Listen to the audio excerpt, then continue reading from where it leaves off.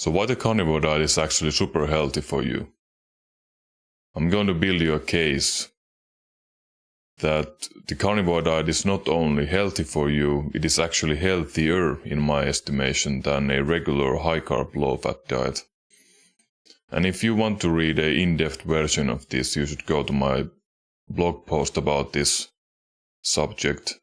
It's around 3,000 words long. I have cited around 130 studies in it, and it's in the description box below. But anyway, why the carnivore diet is actually so healthy for you? The first thing I want to point out is that the carnivore diet reduces inflammation really well. And inflammation is one of the driving factors behind every chronic disease that is known to modern world, all the diabetes, cancer, all the chronic diseases are pretty much driven by chronic inflammation. And the mechanisms that the carnivore diet uses to reduce inflammation is that it mimics a fasting and calorie restriction diets. And the carnivore diet also removes a lot of the anti-nutrients and allergens and etc. that people are having problems with, and fiber and etc. And removing those items from your food groups reduced inflammation really well. And like I said, the calorie restriction and fasting mimicking diet.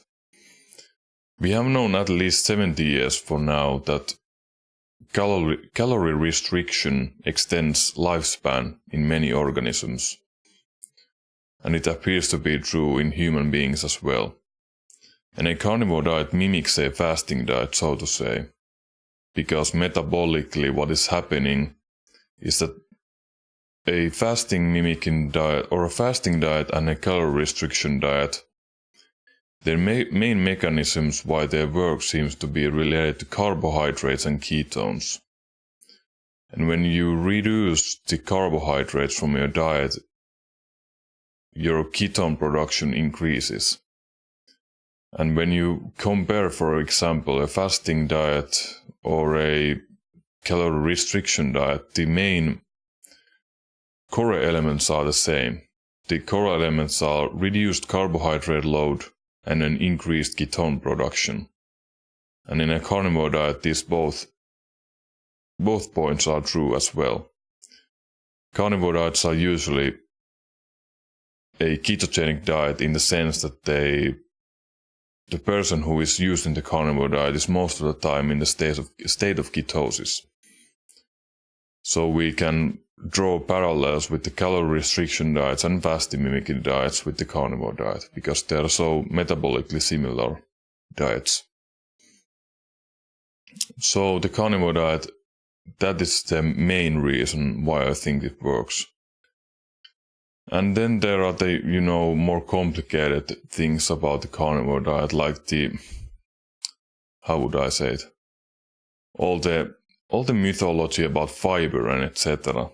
I really don't believe that fiber is necessary, and in fact, fiber is really bad for you in many ways, because it reduces the nutrient absorption of many minerals, nutrients, and etc. And there are really, if you look at the studies about fiber, most of them really say that the fiber is actually only useful in the context of a modern diet. And why I believe that they are useful in that context is the fact that they reduce the absorption of all the shit that you are actually eating on a regular basis. If you're, drinking Coca-Cola and eating French fries and candy and etc., yes, if you add fiber into your diet in that context, I'm 100% sure that it will improve your health outcomes in that context. Because the fiber will reduce the absorption, and it also counteracts the glycemic index of that diet. So yes, in a modern shitty junk food diet context, a fiber will help you. But I believe that if you're on a carnivore diet, the fiber is not going to help you in any way because you're not consuming any shit that should not be absorbed 100%. So in that context, I do not believe that fiber offers any benefits.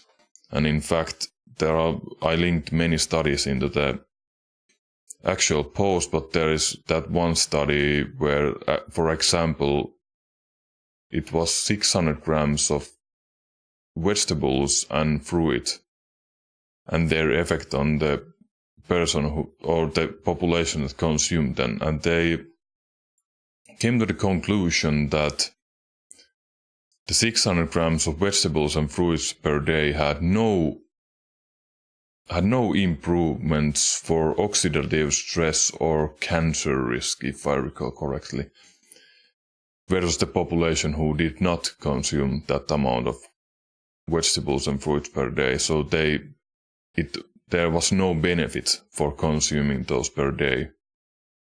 And that amount of fruit and vegetables is pretty high nowadays because most people don't consume that much vegetables and fruits anyway. So it's pretty interesting how many studies actually show that fiber has no benefit really for your health. And I believe that it doesn't have any benefits for your health. Only in a context of a junk food diet it will improve your health outcomes. And what about the carnivore diet in the sense of athletic performance? Well, I was surprised to find that many ketogenic diets and low-carb diets have been used, or they have been tested in studies for the past couple of years. And at worst, the ketogenic carnivore diets are neutral for performance, meaning they don't decrease your performance, but they don't increase it. And at best, they're actually really good for your performance, especially in the context of endurance and cardio-based sports. And even in strength and power-based sports, where the intensity is high and the duration is short, they actually, in many studies, they increase the performance in such a way that the ketogenic diets were able to reduce your body mass, but keep your performance the same, meaning that your relative strength would increase if you use the ketogenic diet in that context. So in weight class based sports such as powerlifting and weightlifting, the ketogenic diet would actually increase your performance because your lifts would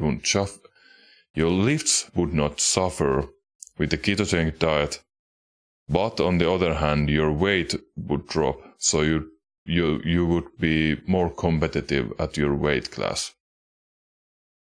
because your relative strength just increased by reducing your body mass and keeping your strength the same. So all the studies are really supports the fact that the carnivore diet is actually, you can't lose with the carnivore diet really, because it's a fact that it's most of the time ketogenic diets, they improve your body composition and health markers and health outcomes. And if they don't decrease your performance,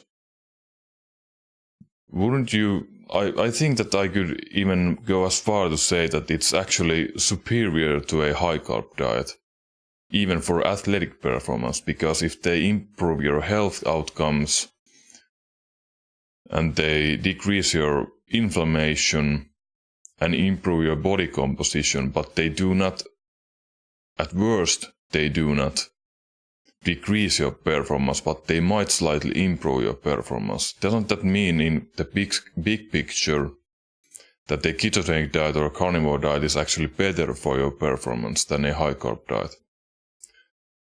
And as an anecdote, for the past over 6 months that I have been experimenting with the carnivore diet, the benefits for me have been personally really, really good in terms of athletic performance and body composition and etc.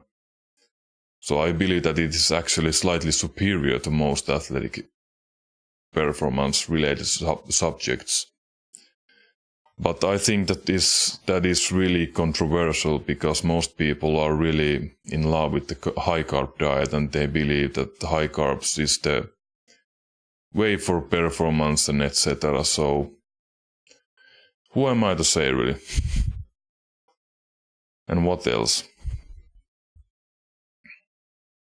This is going to be a fucking long video if I go over every point that I had in the blog post, so I will perhaps quit now and advise you to go to my blog and read the whole article because it's really long, over 100 studies cited and etc. So I think it's better that you just read it than me trying to remember everything I wrote and speak about it without the studies showing, anywhere in the screen to support my claims. So go to my blog and read it in full text. I really recommend that you do that because I believe that the carnivore diet is the future. And I'm going to continue with my journey towards scurvy and diabetes and other chronic diseases and probably gonna die to colon cancer and etc. I hope this was helpful. Bye bye.